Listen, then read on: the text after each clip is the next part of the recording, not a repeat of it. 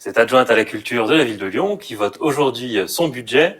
Alors un budget, vous aviez promis qu'il serait sanctuarisé à 120 millions d'euros pendant le mandat. C'est le cas, ce budget reste à 120 millions d'euros pour cette année encore ? Tout à fait. Le budget à la culture représente le deuxième budget de la ville de Lyon. Après l'éducation, c'est le deuxième poste. Cela signifie un fort engagement de notre exécutif. Et en effet, le budget est sanctuarisé, ainsi que nous l'avions dit pendant... Il n'y aura pas d'augmentation comme auraient pu souhaiter d'autres candidats ou vous-même pendant la campagne? Écoutez, quand une ville comme la ville de Lyon consacre 120 millions déjà de son budget, je trouve que c'est un très bel effort. On verra au fur et à mesure de l'exercice. La question est aussi, je dirais, une bonne politique, des objectifs clairs, des vraies orientations, pas d'éparpillement. Donc on est en train de monter, de mener cette politique culturelle-là avec des beaux moyens que beaucoup de collectivités nous envient. Alors l'année dernière, vous aviez fait débattre en baissant la subvention de l'Opéra de Lyon de 500 000 euros, donc sur une subvention de 7,5 millions, vous dites 18 millions en comptant toutes les aides dont bénéficie l'Opéra. Cette année, on vote pour les Célestins 4 millions, pour l'Auditorium 9 millions. Il n'y a pas de baisse. Il n'y a pas de baisse et ces budgets-là, je dirais, complètent la forte aide de la ville, comme vous l'avez dit, sur 2020, sur 2021, pendant la période Covid.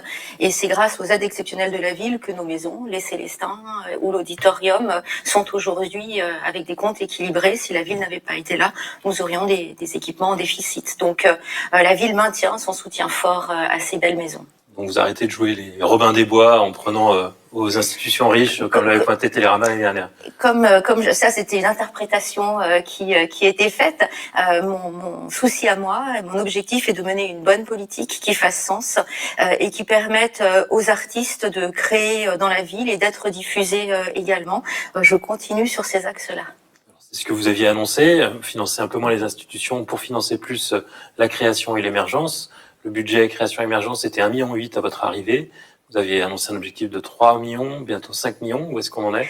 On en est déjà à 2,3 millions, donc c'est-à-dire une forte augmentation en un an et demi si on part du 1,8 million du démarrage. Donc en effet, nous sommes en train petit à petit de donner des moyens supplémentaires à la création et nous engageons aussi nos institutions à se rapprocher du secteur indépendant, qu'il soit associatif, privé, coopératif, pour mettre en place parfois des coproductions, pour accueillir des artistes en résidence dans leurs propres locaux. C'est aussi une manière de coopérer et de ne pas rester finalement chacun sur des prérogatives ou chacun de son côté et d'être plus dans un projet de politique publique commune. Ce qu'on entend en creux, c'est que dans les prochaines années, les institutions culturelles devront s'attendre à une baisse de leurs subventions pour pouvoir augmenter celle de l'émergence et de la création. Et c'est votre interprétation, on est en dialogue avec les institutions, c'est aussi comment elles-mêmes sont au service, parce que c'est le rôle d'une institution, d'être une locomotive et d'être au service d'une politique publique, de cet élan. Pour la création, pour la jeune création, pour l'émergence, et elles l'entendent très bien, et c'est un dialogue fructueux que nous avons. Un mot sur la situation Covid. C'est forcément encore difficile pour les institutions culturelles. Vous avez un peu joué les pompiers pendant les 2 premières années de mandat.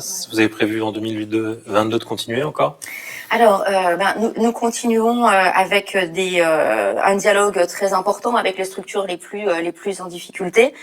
Aujourd'hui, et je vous le disais à l'instant, toutes nos salles sont à l'équilibre. C'est le cas également de la halle Denis-Garnier, c'est le cas également du Transborder, qui ont bénéficié là aussi de soutien, que ce soit de la ville, que ce soit de l'État. On a travaillé vraiment en lien avec l'État pour être aux côtés du secteur culturel. Maintenant, on attend de voir ce que donne la saison 2021-22, bien sûr, comment le public va revenir dans les salles à partir de janvier et du 14 février 2022, date où, en effet, le protocole sanitaire se réallège pour les salles de spectacle, notamment celles qui accueillent des spectacles debout. Voilà. Donc, on va voir comment le public revient dans les salles et nous continuerons d'être aux côtés de nos structures, bien sûr. Nous avons parlé beaucoup d'argent, parce que c'est le vote du budget, oui. Mais aussi ce début de mandat qui a été marqué par le Covid, effectivement avec des fonds d'urgence. Mais quelle va être la Nathalie Perrin-Gilbert, adjointe à la culture ? Quelle va être votre marque de fabrique ? Vous serez l'adjointe peut-être moins de rayonnement, mais plus de pratiques culturelles ? Alors, il s'agit pas d'opposer les deux parce que je pense que finalement les meilleurs ambassadeurs d'une ville sont ses habitants, sont ses artistes, et je pense qu'une ville dynamique, forcément, elle va rayonner. On n'a pas besoin de grands plans de rayonnement pour diffuser partout en Europe et même dans le monde. Donc simplement, en fait, il y a trois grands axes de notre politique culturelle. Premièrement, le soutien à la diffusion. Je parlais tout à l'heure du soutien aux salles. Nous allons le poursuivre. Des travaux ont été votés pour la halle Tony Garnier, pour l'auditorium, avec des améliorations en matière d'acoustique, de confort des habitants. Dans quelques mois, le marché-gare rouvre, la grande salle, enfin la SMAC, scène musique actuelle, rouvre avec un fort investissement de la ville de Lyon, avec une augmentation également du budget de fonctionnement. La ville va soutenir cette SMAC à hauteur de 100 000 euros. C'est un niveau qui n'avait jamais été atteint précédemment.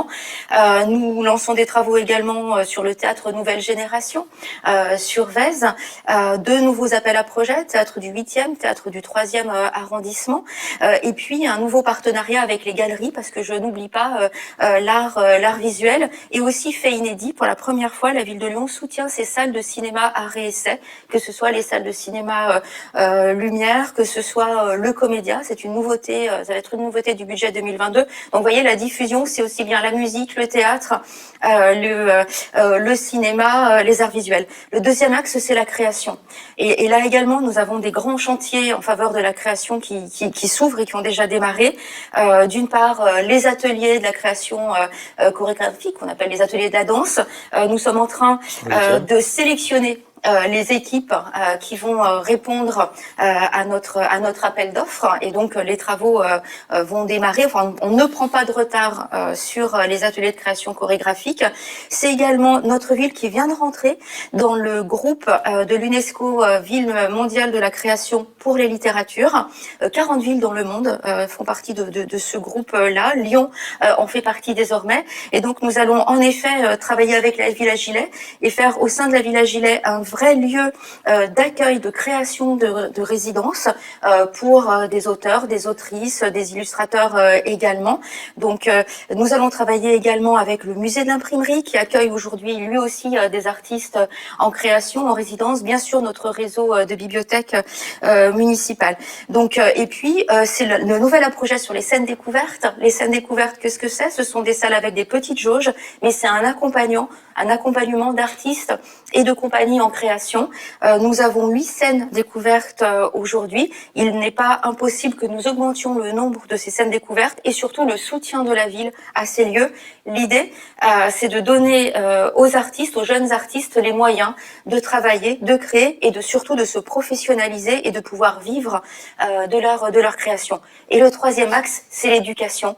Un fort volet éducation artistique et culturelle. L'objectif que nous poursuivons avec Grégory Doucet, le maire de Lyon, c'est qu'en 2025, nous ayons pour chaque enfant lyonnais, dans nos écoles publiques, un parcours d'éducation artistique et culturelle. C'est-à-dire que chaque enfant puisse bénéficier de temps d'enseignement musical, d'éducation à l'image, d'éducation également aux livres, à l'écrit, avec les bibliothèques municipales. Et en fait, nous voulons nous diriger vers un objectif de ville 100% EAC, c'est-à-dire que tous les petits Lyonnais bénéficient d'éducation artistique et culturelle demain. Alors, vous avez développé l'ensemble de votre politique culturelle. On va regarder simplement quelques points dans le détail. La Maison de la Danse, le départ inattendu de Dominique Hervieux, est-ce que ça ouvre une crise? Est-ce que c'est une déception? Alors non, ça n'ouvre pas une crise, et c'est pas une déception, dans la mesure où c'est la reconnaissance aussi de ce qu'elle a fait à la Maison de la Danse durant ces 10 années. Je pense qu'on ne devient pas comme ça directrice culturelle des Jeux Olympiques. Enfin voilà, donc c'est une très belle mission qui lui est proposée. Je comprends qu'elle l'accepte. Alors évidemment, nous sommes aujourd'hui dans la nécessité de recruter une nouvelle directrice ou un nouveau directeur pour la Maison de la Danse. Là aussi, nous n'avons pas perdu de temps. Nous avons lancé une démarche de candidature, et la ville de Lyon sera Quelques-uns sont positionnés, oui, bien sûr, quelques chorégraphes qu'on connaît bien dans la région, comme Merzouki notamment. Tout à fait, mais c'est normal. Ça pourrait être un bon candidat. C'est un bon candidat. On attend également d'autres candidatures, et la ville de Lyon sera aux côtés de la région, aux côtés de l'État, aux côtés de la métropole, et aux côtés aussi de la Maison de la Danse, qui est une structure indépendante, puisque c'est une coopérative, pour réfléchir ensemble à quel est le bon ou la bonne future directeur ou directrice de la maison de la danse. C'est normal que cet équipement fasse rêver. C'est un très bel équipement. Il est associé également au Biennale et à la Biennale de la danse. Donc je pense que nous aurons de très belles candidatures. Et en effet, celle de Mourad Merzouki fait partie de belles candidatures. Mais nous verrons le moment venu. Un mot sur la salle Rameau. On se souvient que pendant la campagne, vous étiez assez remonté sur l'attribution de cette salle à la compagnie de Fasbourg. Vous avez même dénoncé un marché pipé, un projet qui vous convenait pas. Vous n'avez pas été tenté finalement de changer d'opérateur puisqu'ils étaient manifestement prêts à se retirer. Finalement, vous les gardez, mais vous baissez l'investissement, vous baissez un peu les ambitions de la rénovation de cette salle. Alors, et vous refaites le projet. C'est pas si simple. C'est pas si simple. C'est que ils ont réfléchi eux-mêmes sur leur capacité à investir en raison de la crise de la Covid. Donc en effet, ils auraient pu renoncer. Par contre, si c'est la ville qui avait dénoncé sa promesse de bail amphithéotique administratif, nous avons étudié les conséquences. Elles étaient lourdes financièrement pour la ville. Nous savons faire des choix. Nous avions décidé de ne plus faire les ateliers de la danse, par exemple, dont on parlait à l'instant, au sein du musée Guimet, mais plutôt à proximité de la maison de la danse. Sur Rameau, il nous a semblé préférable de ne pas dénoncer le bail amphithéotique administratif. Et par contre, à la lumière de la Covid, puisque la compagnie de Falsbourg est venue réécrire son projet, en partie en tout cas, engager le dialogue avec eux et en effet le faire évoluer, non pas sur la rénovation architecturale qui reste de très grande qualité, et on est sur un investissement... 2 millions d'euros de moins. On est sur un investissement en effet de 12,5 millions d'euros apporté par la compagnie de Falsbourg. En revanche, c'est un projet beaucoup plus ouvert sur la ville, beaucoup plus ouvert sur les acteurs culturels de la ville de Lyon qui auront leur place dans la salle Rameau.